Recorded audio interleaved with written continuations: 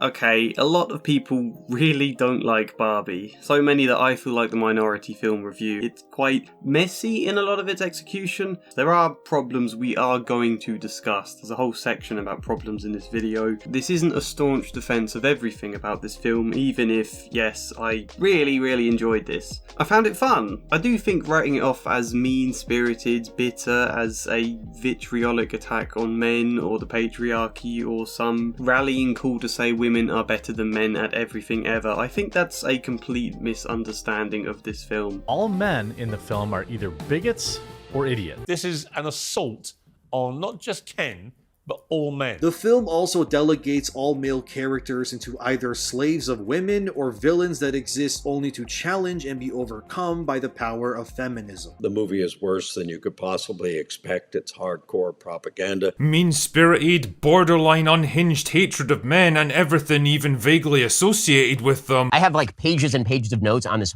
horrific piece of And it reminds me of exactly what I said before, how we let our cynicism judge the film before ever actually showing the curiosity to first try and understand it. So the first moment you see anything that looks like it might be an attack on men, that becomes the interpretation, and we then start discounting any evidence that might contradict that. And I don't blame people for doing that, but I do blame film critics, because I think actual critics and reviewers have a duty to first properly try to engage with a film before dismissing or judging it. Criticism has to encourage curiosity, in my opinion. So yeah, absolutely fair to dislike this film or to provide a scathing criticism of it, as I perhaps will in places, but let's first actually attempt to understand it, surely. And that is what I'm going to attempt today.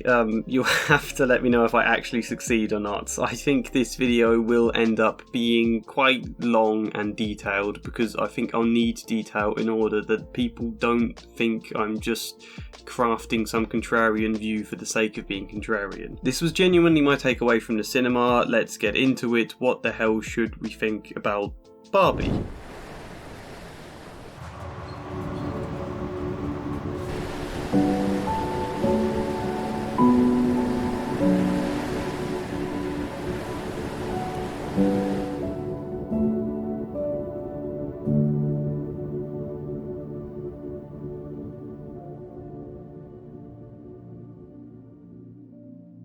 This video probably will be very long, and seeing as it's still just in cinema, I can't get clips of it, and you don't just want to watch the same couple of clips from a trailer over and over again for the entirety of this video. So in the background we're probably going to run a video of one of the walks from Dave's Walks channel, and there's going to be a link to his channel in the description. But for this section we're going to talk first about the film's beginning. It starts with a 2001 Space Odyssey reference to show the coming of Barbie. Lots of girls playing with toys that are all babies because women were seen as mothers, so that's how girls were expected to play, which Helen Mirren in narration suggests can be fun, but sometimes you want other types of fun too. Of course, women can be more than just mothers. To which this monument of Barbie appears, this new doll that changes everything, that says women don't have to be mothers or just mothers. They can be astronauts, doctors, presidents, builders, whatever it might be. Barbie was a symbol to say that women can be anything they want to be, and I think the film is being genuine about that.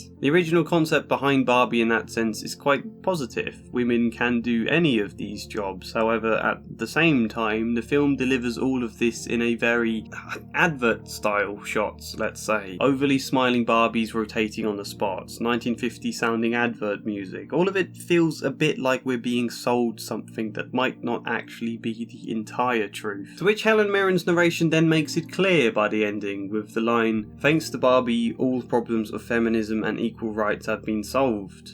At least that's what the Barbies think. I find it very bizarre when people interpret Barbie Land in this film as some happy, rosy depiction of a utopia run by women, because I think the film is incredibly blunt in stating that Barbie Land is not a good thing. It'll become clear they haven't solved equal rights whatsoever, hence the horrible treatment of the Kens, which actually ends up serving as the heart of this film, really. We'll get to Ken in a moment though. Beyond that, Barbie Land is this incredibly pink, overly happy, forced, toy-like, false utopia, not an actual utopia. Because one of, if not the main things this film is about, is perfection and empowerment and how ridiculous they can be, how Barbie needs to let go of it. It can obviously be empowering to see representation of women killing it as presidents and engineers, or people winning Nobel Prizes for literature and journalism and whatever else. Of course that can be empowering, but when this empowerment falls into very idealised, impossible levels of perfection, that empowerment can instead become a pressure, something you should but can't actually live up to, something at odds with the real world. I personally think one of this film's explorations is how flat and shallow a form of empowerment it can be to just say women are amazing. Kind of like Instagrammers who post impossibly perfect photos of their lives and then declare to the world that it is somehow inspiring. That's an important theme we're going to get into here, and so we get a montage of a day in Barbie's life, smiling and waving happily to every other Barbie, all saying the exact same things, all of it incredibly vacuous. We see a president being asked the challenging question from a reporter of how come you're so amazing. We see every Nobel Prize being awarded to Barbie, all perfectly conceited as well, like winning an award. There's one Barbie who is told she is the voice of their generation, to which that Barbie smiles and says, I know. They all know because they're all perfect. Everything is perfect, you know? The song throughout this montage plays the chorus, Pink goes with everything, and it ends with the lines P, pretty, I, intelligent, N, never sad, K, cool. Clearly you're not meant to take this seriously, you know?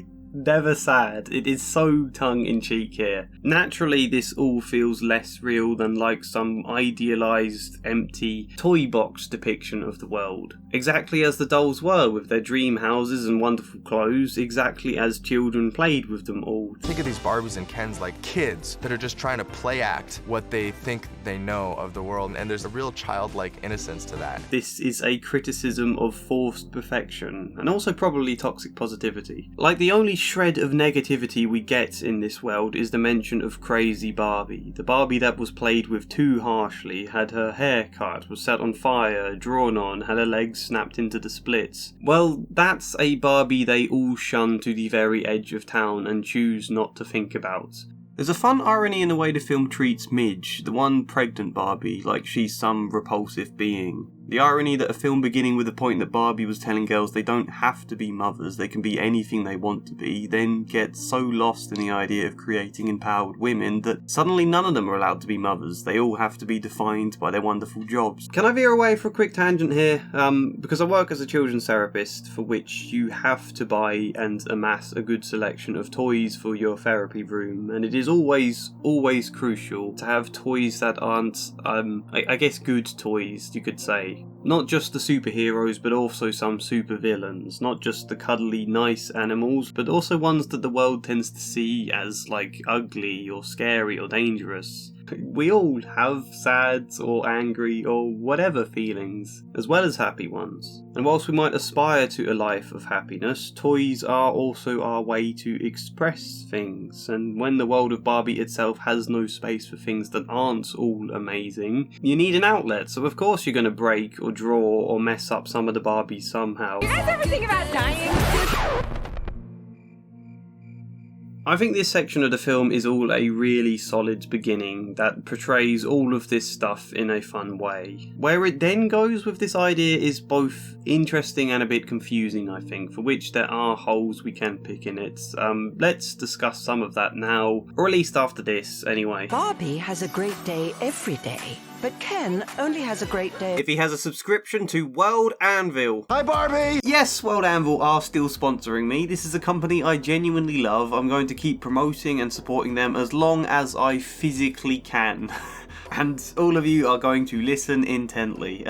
WorldAnvil is an online tool for world building, character creation, story planning and writing, campaign building, and playing lots of different games. A load of useful stuff. I use it for my novel with the sprawling mess all of my world building turned into, and even just like, I was keen on my fictional town having a strong sense of community, so there was pages after page of who lives where, what do they think of their neighbours, where do they work, what are their opinions on local gossip, I don't know, a very big, sprawling mess that WorldAnvil can really help to organise with hyperlinks, different categories, timelines. You can even completely build out of your own designed calendars. Again, with hyperlinks attached to other articles and a map to link the different timeline events too, if you fancy that. When there is so much detail, it is hard to remember it all, and having something like this to just quickly glance at and see what happens where and when becomes so damn handy. And there are other tools as well. I've not used all of them yet myself, but all the ones I have used are pretty straightforward. They do have lots of tutorials for how to use everything, but I've never needed to watch them. I've just figured it out myself pretty easily. There is a link in the description, and as a pinned comment there is the code TREE, which entitles you to 40% off any of their yearly subscriptions. And if you want to try it out first, they have a free version. Test that out for as long as you like first. Get familiar with WorldAnvil. You know, if you're interested,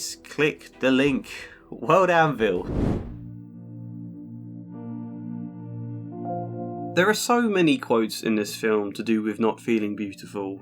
I went and watched this twice so I could try and note a lot of the lines of dialogue down accurately, but I definitely didn't get them all. But there are so many quotes about not feeling beautiful or intelligent or good enough, both from the Barbies and the Kens. And in a way I think this film shoots itself in the foot by using the word patriarchy so damn much. It's no wonder people misunderstand that. Especially when, despite making it quite clear in one of Ruth's lines near the end that Barbie Land is matriarchal, they never once used the word matriarchy, just always Barbie Land when referring to it. Even so, it does bother me that just because the film uses the word patriarchy a lot, people fail to consider the film at all beyond the mention of that word, and just decide clearly the whole message of this film is just damn, the patriarchy is a bad thing, boo men. Because Ken's ideas of the patriarchy are skewed by his childlike brain, I guess we could say. We'll get to that later. But he starts chasing an ideal of what he interprets the patriarchy to be, something that will make him feel inherently good enough as a person in place of how neglected and objectified he has been. Quickly, he learns that isn't the real world though. He still can't get jobs, there are still female doctors, he still doesn't feel good enough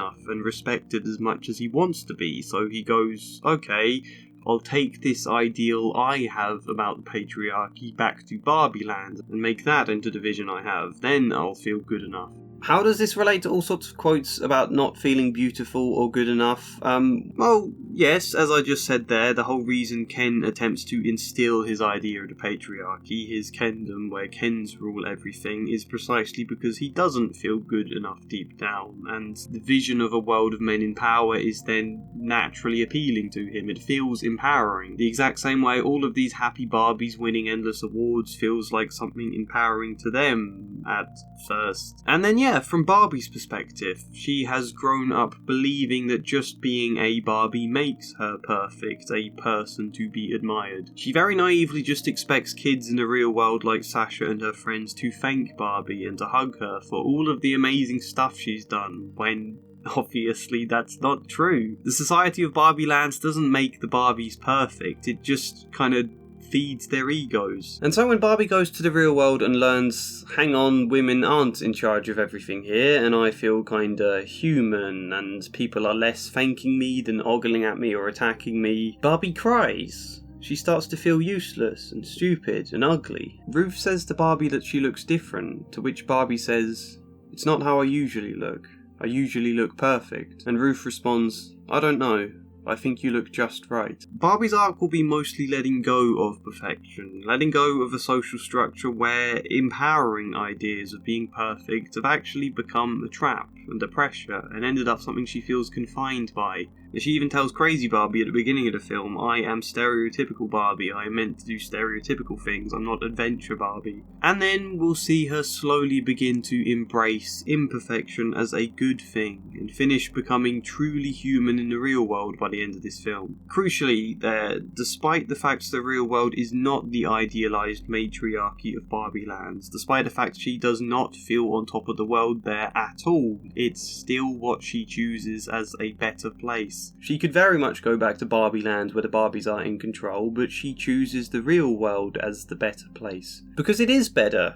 Because it isn't perfect or trying to be perfect. Reality is very obviously flawed, and this film celebrates that as something beautiful. At first, having flat feet and getting cellulite is terrifying, until suddenly it's not anymore. The film ends bizarrely with Barbie getting very excited to visit the gynecologist. You think she's going for some fancy job interview, but then it's not. I quite like that joke, as odd as it is, because it's Barbie not needing to finish with some perfect fancy job, but finishing just as a regular woman who has to endure checkups, and because flawed humanity is beautiful in itself. In the middle of the film, you get this wonderful scene where Barbie sits on a bench to meditate so that she can find the person in the real world who owns the doll's version of her.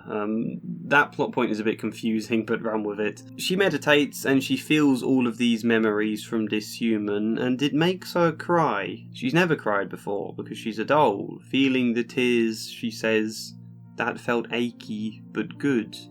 Then she looks around the park, feels the wind through the trees, sees a mother pushing her daughter in a toy car, sees kids playing, there's a couple arguing heatedly, there's two blokes laughing at a joke that she can't hear, but seeing their laughter makes her laugh in this really wholesome way that I love, like just laughing at the beauty of their laughter, you know? There's another man with his head in his hands in total despair, and then an old lady on the bench reading a paper. Barbie looks at her, astounded, and tells her that she's beautiful. It's all a really impactful scene with barely any dialogue dropped into the middle of this film. How much more beautiful the real world looks than anything in Barbie Land does at any point, despite how colourful and happy and everything that world is, you know? Barbie Land is never sad. The real world has people crying and arguing and getting very old, and yet that's the beautiful world. I really love this moment. It's a wonderful moment of filmmaking. Barbie isn't meant to be perfect. Chasing perfection obviously has its merits to an extent, but it also may forever leave you feeling not good enough in comparison. It's very fitting that the person who owns this Barbie doll isn't Sasha, but her mum Gloria. Gloria, feeling like her daughter hates her, got sad and tried to play with her daughter's old Barbie in order to cheer herself up, but it only made her more sad. She wanted the perfection of Barbie to inspire her, but in Gloria's words, I tried to be like you, but maybe because I couldn't be like you, I made you like me. Which is why Barbie first starts getting irrepressible thoughts of death and shame, because Gloria does. Kind of confusingly, the film tries to do two things here.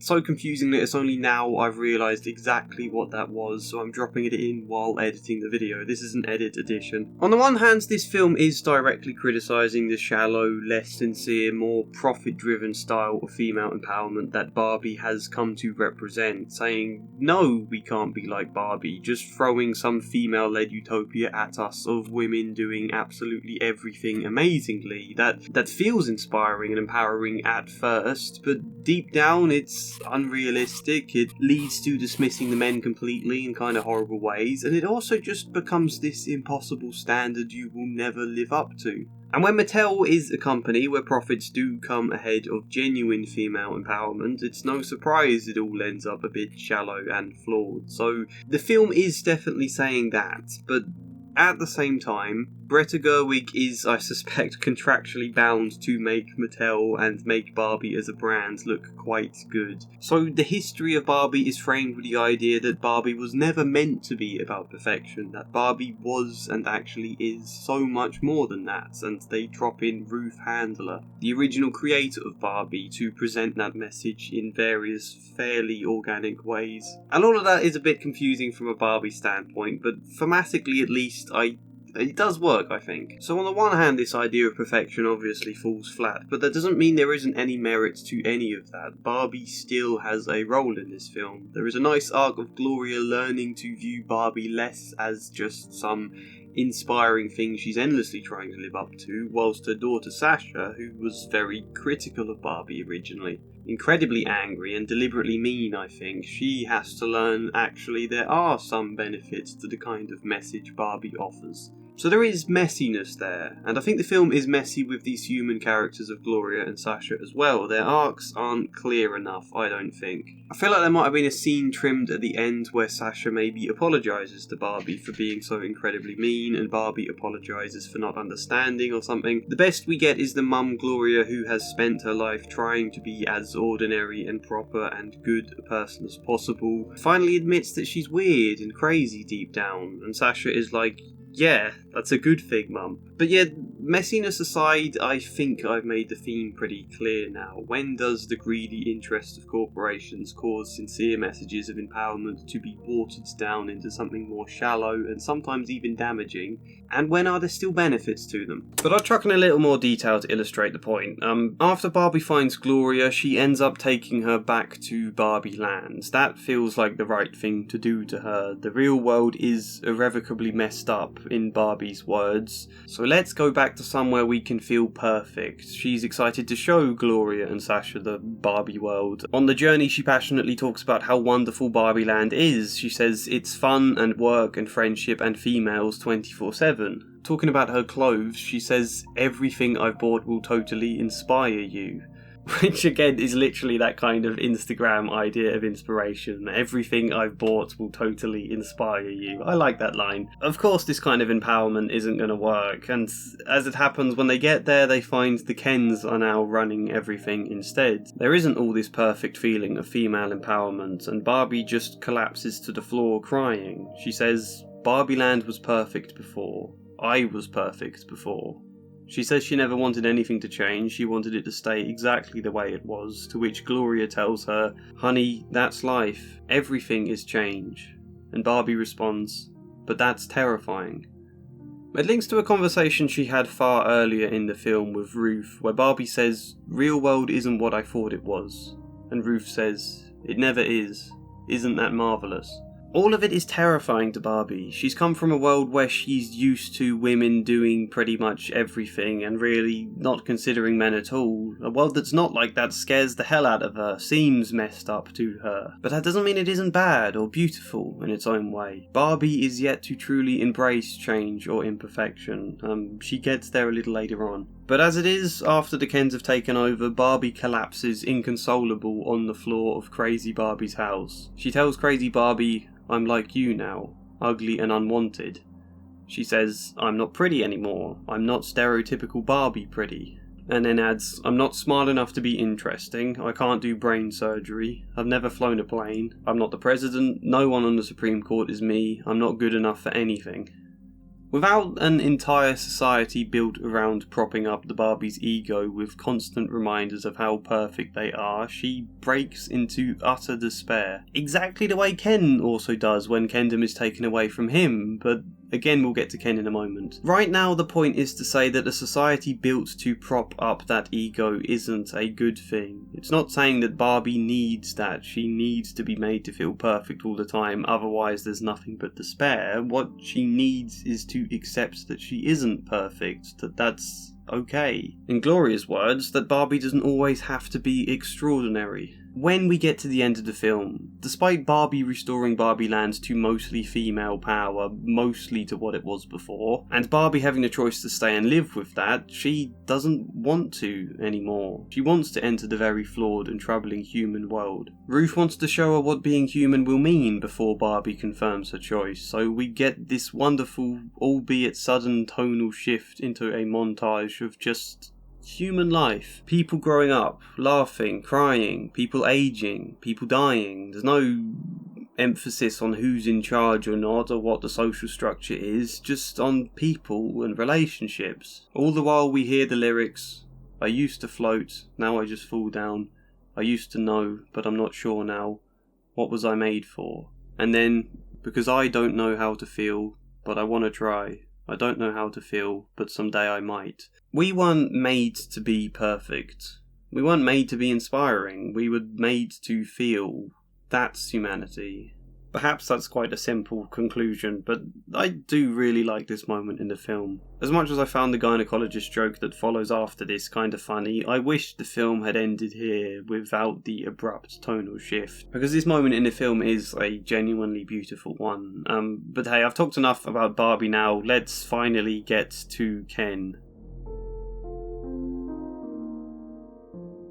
I do find it a bit odd that people think this film is taking shots at Ken, rather than him being someone we're supposed to empathise with. Like, how can you not empathise with Ken? His introduction into this film comes with Helen Mirren's narration saying, "Barbie has a great day every day, but Ken only has a great day if Barbie looks at him." That is not a criticism to say men are all conceited or something, let's attack them for it, because the Barbies have all also been conceited throughout this film. The point is that the Kens in Barbie Land have been relegated to just being an object to Barbie. That is all the Kens exist for. This is not equal rights. This is not a good thing. And there's the added fact that Kens are all also in competition constantly for Barbie's gaze. Generally, I think this was a point born out of how the Kens were treated as a doll in the real world. Ken was never a doll in its own right, it's just an extension of the Barbie brand. As Ken himself says at the end of this film, it's never Ken, it's only ever Barbie, or Barbie and Ken.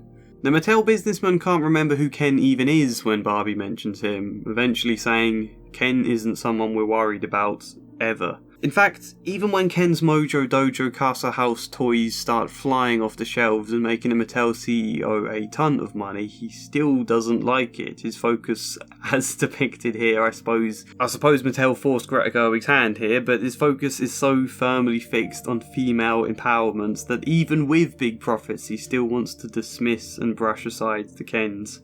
Barbie was always about empowering girls, giving them women to aspire to, be who they want to be. Who the hell cares what those girls might think about men? That's a problem, isn't it? The film certainly seems to think so. Don't get me wrong, it's a problem that could cut both ways, like how little Action Men dolls ever stop to say anything about what boys should think about women, for example, but, you know, it's interesting. There's something you can use there to make a film. In the pursuit of creating something empowering for women, they relegated the men in these dolls. Not deliberately, there were girls' toys meant for girls, but there is a problem in there, surely. And so as such, the Barbies in this film absolutely take the Kens for granted, and also Alan.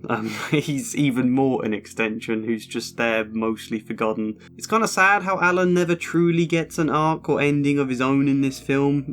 In a way, I wonder if that's the point, but it's still a shame. Anyway, Barbie holds a party and the Kens spend it all desperate to be noticed. While dancing, Ryan Gosling is practically celebrating in the moments he dances with Barbie, and then falling low in the moments he's not. And when the party winds down, he tries to kiss her in this very innocent, childlike way, whilst Barbie just watches him and then says, "You can go now." Just like that, you know, it's cold.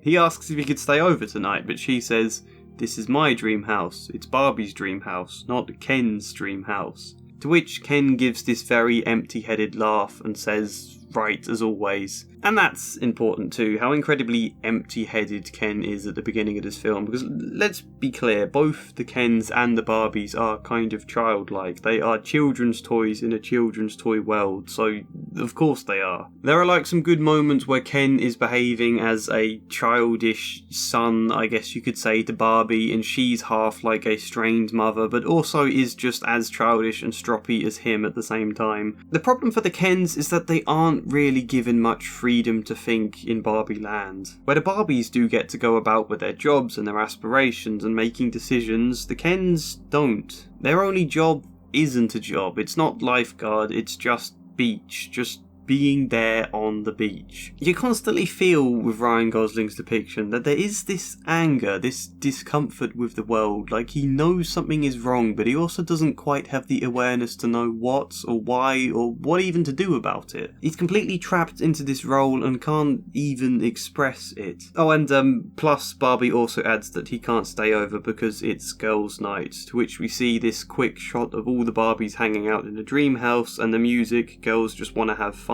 is playing, but they state it's girls' night every night forever, completely undercutting the idea of girls' night. Ken is forced to just wander and go somewhere. It's never even revealed where the Kens live. It's not even until like halfway through the film that Barbie stops to even wonder where they live. Another example of taking the Kens for granted is when Gloria admits that she never got a Ken doll as a child, and Barbie responds, "That's because the Kens are completely superfluous." And they all have a nice laugh about that. They all enjoy discussing how wonderfully female Barbie Land sounds. Oh, that must be great. That sounds really inspiring and wonderful. But then they get there and the Kens have taken over, which, yeah, is obviously horrible for the Barbies, but there's also another point there that really hits Margot Robbie's Barbie in the heart. Because Barbie tries to tell the others, contrary to Ken's opinion, that people don't have it figured out in the real world because, in her words, we failed them. To which Ken shouts in a moment of genuine pain, "No, you failed me." And the silence that follows his shout there is powerful. Of course you're meant to empathise with this. He then declares,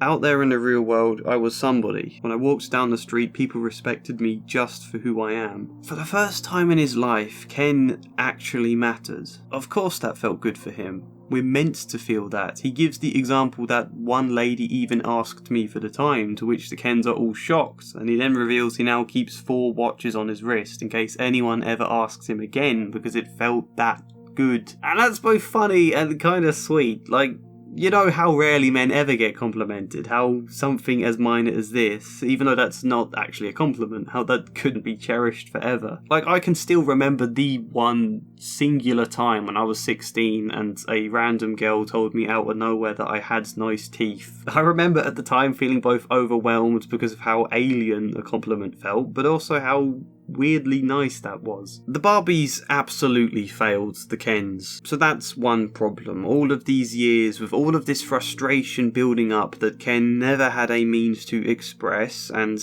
now that he does, it all goes too far, goes beyond equal rights into seeking revenge. At the end of the film, Barbie will realise she owes Ken an apology. She confesses that she did take him for granted and that it wasn't right. But even before we get to that point, this speech of Ken's affects her. It ends with Ken declaring, "This is his Mojo Dojo Casa house. It's not Barbie's Mojo Dojo Casa house, right?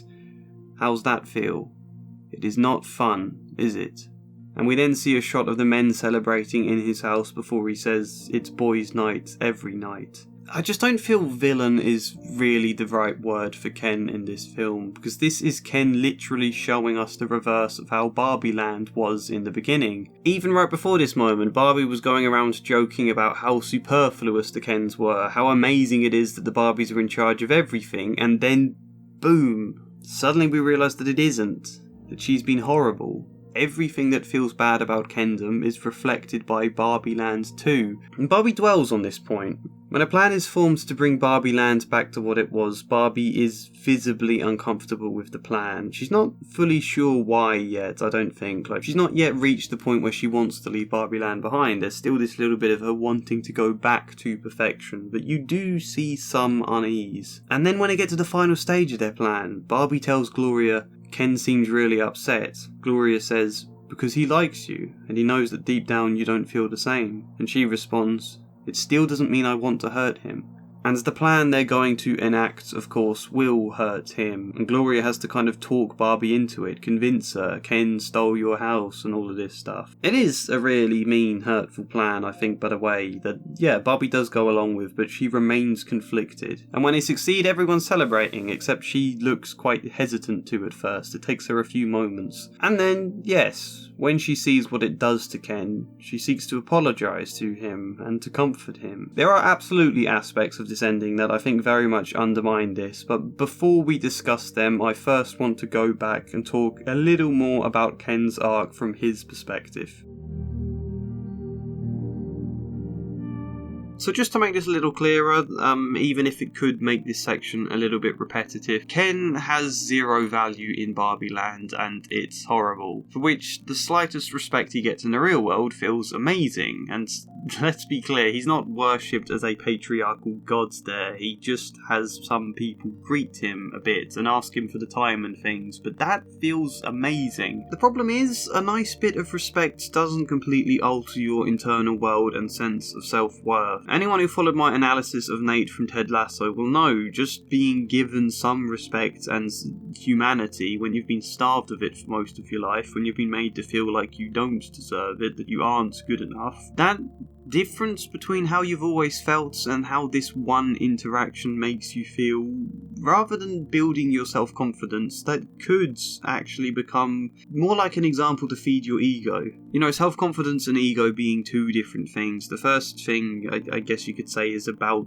feeling good enough deep down, and the second being about masking the idea that you aren't good enough with endless external validation. And that's what Ken falls into seeking, and it's hard to blame him for making that mistake. It's not to say he's an egotistical narcissist, it's to say external validation isn't enough to build his self-esteem, but when he can't find anything else that will help, he just keeps seeking more of it. Plus the very real frustration he feels towards the Barbies, that, yeah, there's a motivation for revenge there that all feeds into this idea of creating Kendom. So he hears about this thing called the patriarchy, and he doesn't fully understand it, but it feels like something that would provide that kind of validation. It sounds like a good thing. Again, exactly the same as how cheerily Barbie was talking about Barbie Land being fun and friendship and female 24/7. It's the same but in reverse. The real world doesn't provide enough of that validation for Ken, though. One, because it's not a patriarchy in the way he imagines it to be. Like, I like the small role of Gloria's husband in this film to show that not all men need to be that traditional masculine image to a T. And secondly, Ken just can't waltz into high-paid jobs. He can't be a businessman without qualifications, he can't be a doctor or even a lifeguard. The validation he is seeking falls short, and that crushes him, to which, rather than feeling okay being a man isn't enough to do absolutely anything, I still have to study and train and whatever else because nobody is perfect, but that's fine, but instead he decides clearly they're not doing patriarchy very well. And you know, that's the opposite to what Barbie needs to learn. Instead of it's okay to not feel perfect, that doesn't make me an ugly, useless person that's not good enough for anything, it's instead saying if I don't feel good enough, then society must be wrong. I need to change it to fit me specifically. Which, yeah, we get Kendom. However, Kendom falls into the exact same trap as Barbie Land now, of trying to live up to some perfect ideal that you still are not deep down. This revolutionized Ken now dresses in a way that kind of reminds me of Tyler Durden, and that might just be me. He also talks completely differently though, moves differently. There is something really performative about Ken here, like he's trying to be as masculine as possible, particularly when he's around Barbie, who he is very much still infatuated with. The Kens still suffer too, you know? Men still suffer in patriarchy. If this film is criticising the patriarchy, it's not just saying boo, men are bad, down with the patriarchy. It's saying that, like, here is a system where even most men suffer. Because there are those at the very top perhaps doing alright, but then there's all the other blokes told they need to be strong providers with women who absolutely depend on them for everything. And so if they then don't have that stuff, they feel like they're failing. Like they're not good enough. And of course a lot of people are going to fail in that. It's an expectation that's at odds with a lot of the modern world. How many men can afford to be total providers for an entire household on their own? As one example. Ken gets lost chasing a vision of that perfection as he sees it though. A vision that A, is actually deeply flawed, and B, proves unattainable. He feels kind of like Barbie did at the beginning of this film, only in a horse-loving, trucking, brewski beer kind of way, with, you know, all of the same trappings. The plan the Barbies have to turn the Kens against each other by listening to them play a song they wrote and then walking away in the middle of it. It's super cruel. And I feel conflicted about that plot point, but either way, if that is enough to turn this entire society of Kens against itself, clearly Kendom wasn't giving them enough of the self-worth they deserve. Clearly it wasn't working for them. Here I'm just a dude. And you know what? That's enough, Ken says, but we quickly find that it isn't. Let's consider the two songs the Kens sing. The first one were the lyrics, "Said I don't know if I've ever been good enough. I'm a little bit rusty and I think my head is caving in. I don't know if I've ever really been loved." It's fitting, right? And the chorus, by the way, is, "I want to push you around, well I will, I want to push you down, I want to take you for granted," which just makes me laugh. It's a really fun, tongue-in-cheek song, but it's also meaningful. "Take you for granted" is exactly the phrase Barbie later uses when apologising to Ken. "I took you for granted, Ken." You know what the real problem is for the Kens, though? They're still seeking external validation in the Barbies when they shouldn't need to. They can of course want and have relationships, they can obviously do wonders for helping build your self-confidence and providing positive experiences, but the Kens can't tie their entire identity to these things. They need to be people in their own right. When Ken can't get Barbie to fall into his arms, he sings, "Doesn't seem to matter what I do, I'm always number two. No one knows how hard I tried, but I'll sleep alone tonight." And then later on, "'Cause I'm just Ken, anywhere else I'd be a 10. Isn't my destiny to live and die a life of blonde fragility? I'm just Ken, where I see love she sees a friend. What will it take for her to see the man behind the tan and fight for me?" If we've talked about social pressures and how they can make us feel lesser, let's acknowledge the social pressure on men to find a woman, or to lose their virginity, or be that strong alpha figure, or any of that stuff, you know? Kens in the real world are dolls that exist solely to be an object for Barbie, so of course Ken's arc is about breaking free from that.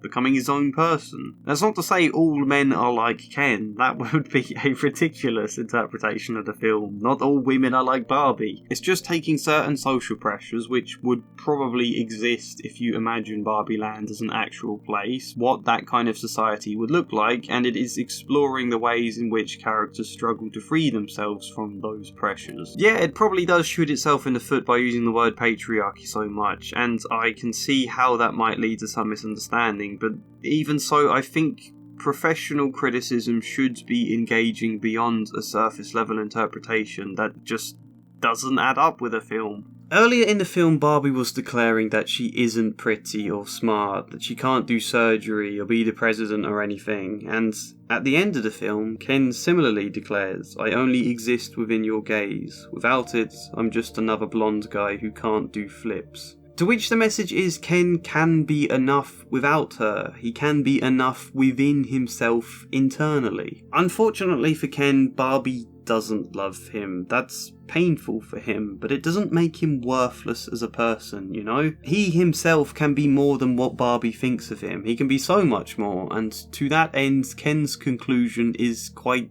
liberating. He ends the film wearing a hoodie that says, "I am Ken Uff." So yeah, in conclusion, that's basically what I think this film is about. The way perfect ideals in society can tie all of us, any of us, in knots. It explores that in a really fun way, how things that can seem empowering and tempting can turn out to actually be quite damaging. But there are some problems with this film. What are the problems from my point of view? So the first problem is obviously the ending, because after all of this journey of Kens and Barbies expressing their feelings, Barbies take back the power in Barbie Land. Will Ferrell's CEO character says he is pleased Barbie Land can be returned to what it was, except the Barbies point out that it shouldn't go back to that anymore. The president says no Barbie or Ken should be living in the shadows, or Alan. And good, that's the right message. Completely undermined a second later when the Kens ask the president for a Supreme Court justice and she says, "I can't do that, but maybe a lower circuit court judge." And then in the narration, Helen Mirren says, well, the Kens have to start somewhere, and one day the Kens will have as much power in Barbie Land as women have in the real world. I don't know, I guess I'm conflicted about this one. I think the reasons for it being a bad moment in the film are quite obvious. The Kens deserve equal rights. We shouldn't forget forgo that. I guess the issues are that A, you kind of need Barbie Land to still be mostly female-led, so that it means more when Margot Robbie's Barbie chooses to leave it behind. B, this is a world that literally exists to be inspiring for little girls. It's not the real world, and so that does still continue to have an effect on what Barbie Land is, for better or worse. And C, I think it is basically just a joke that tells us equal rights is really difficult. We still haven't got it right in the real world in so many different ways, not just men versus women, and that it would be a fight to fix that. Yeah, the problem is I can't tell from Helen Mirren's tone of the delivery if her line is meant to be a bit snarky or not. I don't think it's meant to be, but I'm gonna say fair enough if people take it that way. I'm gonna say fair enough, in fact, if people don't like this moment in the film. I can very much see that argument. You've just had the president point out that no Ken should live in the shadows, or Alan. You could have just ended it on that note, without this extra bit. Either way, I don't think one joke is enough reason to cherry pick and conclude this whole film hates men. I mean, come on. If that's the level of discussion you're adding to the discourse as a critic, then what's even the point of joining the conversation? I've already mentioned problem 2. Gloria and Sasha aren't given enough development for their purposes in this film to land meaningfully. You might be able to hear Lennon digging in the background of the video at the moment, by the way. They just feel a little like stock characters, and that might contribute to why these speech scenes are seen as really preachy to people, whereas, for example, Ken's speech scene, plus his song that follows it, they feel really organic. Considering Sasha's scene first, the moment where Barbie goes up to these schoolgirls thinking they'll thank Barbie for being such an amazing icon, only for the girls to turn around and say, "No, we hate you, you're a product of rampant consumerism, and you contributed to unrealistic body standards." Kirsty turned to me in a cinema at this scene and said that the girl Sasha and all of her friends are meant to be named after the Bratz dolls, Barbie's big competitor. And as far as I understand, they are a set of dolls meant to be edgy and to appeal to that message, which is a direct contrast to Barbie. The thing that people forget, I think, with this scene is that it's set up that Sasha is quite mean. It's meant to be seen as mean when she completely crushes Barbie's spirit. You know, this isn't a speech that we're supposed to support. Not when it's making the protagonist we've been following start to cry. Not when a girl comes up to Barbie beforehand and says, "Don't talk to Sasha, she destroys people," you know? And that's not to say Sasha doesn't have a point, but Barbie is also correct at the same time when she says that's not what Barbie was meant to be. She says Barbie is meant to be so much more. Within the narrative of this film, they're kind of both correct there, and their arcs have them kind of needing to find a middle ground, with Sasha becoming less mean throughout the journey of this film. It's also quite nice how one of Sasha's friends even admits that she likes Barbie until Sasha glares at her and she falls silent, conforming to the expectations of their friend group. That's a nice bit of irony. But again, Sasha's arc just isn't clear enough to properly land this in the film, but I don't need to repeat that point, I said it earlier.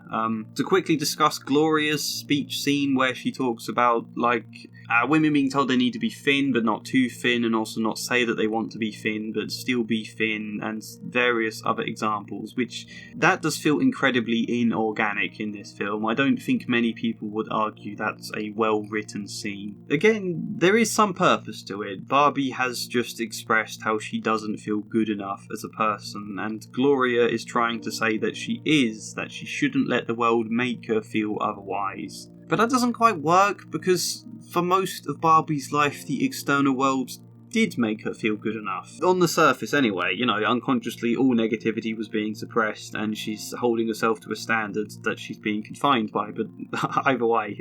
As I said, Ken gets a speech as well, and he even gets a song, and both of those are really powerful because they feel organically earned through the development of his character. Gloria and Sasha's speeches just they don't have that same development behind them. Let's discuss the brainwashing quickly too. Ken's revolution of Kendom leaves the women seemingly happy to live subserviently because they have basically had no defences to this knowledge from the real world. Fine, they've been brainwashed. Gloria's speech is what deprograms their brainwashiness. That's quite odd. Either way, I think it's important to remember that the men are equally brainwashed by this idea they have of the patriarchy. Ken, I suppose earlier, is red-pilled by something inauthentic. There's this cool line where Barbie laments, "Either you're brainwashed or you're weird and ugly. There is no in-between." Which has kind of been the story for both the Barbies and the Kens until this lesson to start to embrace imperfection. Either you're brainwashed by some unattainable visions of perfection, or you feel imperfect and useless deep down. Life is imperfect. That's damn hard. Ruth kind of sums this up at the end when she says, "People make up ideas like the patriarchy and Barbie to try and cope with how uncomfortable life is." The problem is, if we've had a sequence for all the Barbies being deprogrammed, as the film calls it, and then Barbie kind of helps Ryan Gosling's Ken deprogram, who is it who helps the rest of the Kens? You'd assume Ryan Gosling's Ken might do, but there's no indication that he's going to do that. In fact, he throws his Tyler Durden coat to another Ken to wear in his place, as though that Ken is going to take up his mantle, rather than learn and grow in the same way Ryan Gosling's Ken just did, and that's odds, I think. You know, they literally just had a line of dialogue telling Ken that he is not his mink coat, only for him to then give that coat to another Ken to wear instead. It's more fitting if no one wears the coat anymore, surely. Oh, also I didn't like the very obvious car advert in the middle of the film. I didn't like when there's a brainwashed Barbie who I think was wearing a maid outfit. She gets deprogrammed and then says, "What am I wearing? I would never choose this." And Gloria says, "No, because you're a physicist." Like, this character doesn't want to dress like that. Obviously, that's fine and makes sense, but it's not because she's a physicist. It's not like any physicist in their right mind would never enjoy dressing in maids' outfits. You know, if that's what they enjoy, go ahead. So I'm just going to kind of say that I think this moment would have been fine without the "because you're a physicist." I expect there are other problems I could cover if I stopped to think some more, but this is already stupidly long. Like, if I make an Oppenheimer video, there's no way it's going to be this long, and that feels like an injustice on Oppenheimer's part. Overall, though, I loved this film. I barely discussed actually why I loved it. This has more just been a straightforward explanation of what I think the film's themes are, in place of people's idea that it's anti-men. So maybe that makes this video a bit lacking in general. I do find the film kind of messy in places. I think that's obvious, but I also find this so damn fun. And trying to deliver some quite elaborate ideas in such a fun way, you have to admire it for that. Not every joke landed, but a good deal did make me laugh. Barbie's meditation scene was great. Ken's musical scene is just fantastic. That song is a genuine banger. Above all, though, I think everything in this film is so imaginative. Like, it feels totally unlike any other movie I can think of. Whether it's well executed or the messages work or you like them in your opinion, you cannot deny the obvious creativity on display here. That feels like a breath of fresh air in modern cinema, and I really enjoyed that. But I'm going to shut up now because this is too long. Let me know your thoughts. I'll try to read them all. Let me know what I got wrong, or some of the other flaws I've overlooked, or what worked really well, what you think I simplified, what I got right. Like the video if you liked it, subscribe, maybe support me on Patreon, but otherwise, hopefully see you next time. And as ever, a special thank you goes to Luke Core, Treat Chukaba, Michael Gallagher, Flying Spider, Kellyanne Davidson, Billy Lee Myers Jr., Samara Salsi, Joshua C. Follier, Chad Bramwell and Michael Hart. Thank you.